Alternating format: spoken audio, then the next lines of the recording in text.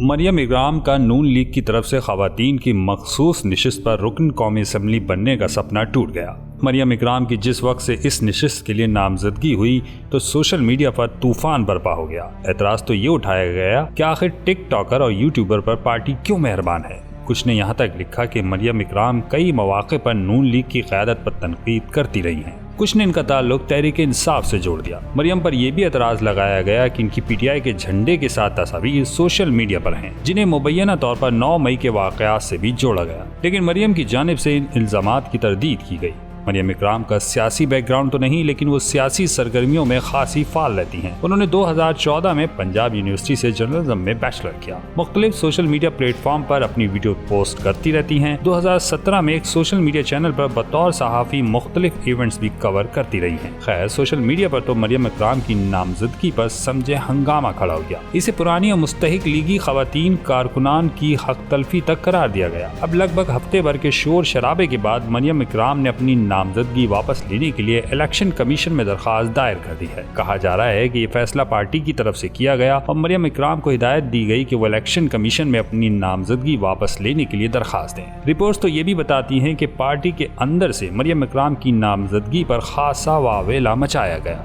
जबकि कारकुनों और रहनुमाओं के दबाव की बिना पर मरियम इकराम से कौमी असम्बली की मखसूस निशिस्त वापस ली जा रही है। अब सवाल यहाँ ये भी अहम है कि आखिर मरियम इकराम को पार्टी टिकट मिला कैसे। मरियम इकराम दावा करती हैं कि इनकी मखसूस निशिस्त के लिए किसी ने कोई सिफारिश नहीं की, बल्कि वो मेरिट पर मुंतखब हुई थी। जब पीटीआई को मखसूस निशिस्तें नहीं मिली तो इन्हें कहा गया कि आप भी अप्लाई कर सकती हैं। मरियम इकराम ने नून लीग प्लेटफॉर्म पर अप्लाई किया और कामयाब हो गई। अब मरियम इकराम तो ये भी दावा करती हैं कि वो नून लीग को सपोर्ट करती हैं, और जो लोग ये शोर मचा रहे हैं कि वो मरियम नवाज पर तनकीदी वीडियो बना चुकी हैं, तो इसके जवाब में मरियम इकराम यही कहती हैं कि वो तो बिलावल और बानी पीटीआई पर भी तनकीद करती आई हैं। दिलचस्प बात यह है कि मरियम इकराम तहरीक इंसाफ के झंडे के साथ अपनी तस्वीर की वजाहत कुछ यूँ करती हैं कि वो 13 साल से सहाफत में हैं। इन तस्वीर पर यही कहेंगी कि वो इस वक्त रिपोर्टिंग कर रही थी और उन्होंने ये टोपी और झंडा शेल्टर के तौर पर इस्तेमाल किया था ताकि पीटीआई के लोग उन पर चढ़ न दौड़ें और वो आसानी के साथ अपनी रिपोर्टिंग कर सकें। मरियम इकराम तो यहाँ तक कहती हैं कि वो 8 साल से नून लीग की हिमायत करते हुए 1000 से ज़्यादा वीडियोस पार्टी के लिए बना चुकी हैं और सिर्फ 2 तस्वीर पर एतराज़ करके इनकी वफादारी पर शक किया गया। मरियम इकराम के मुताबिक अगर ये 2 तस्वीर इनकी 1000 वीडियोस पर भारी हैं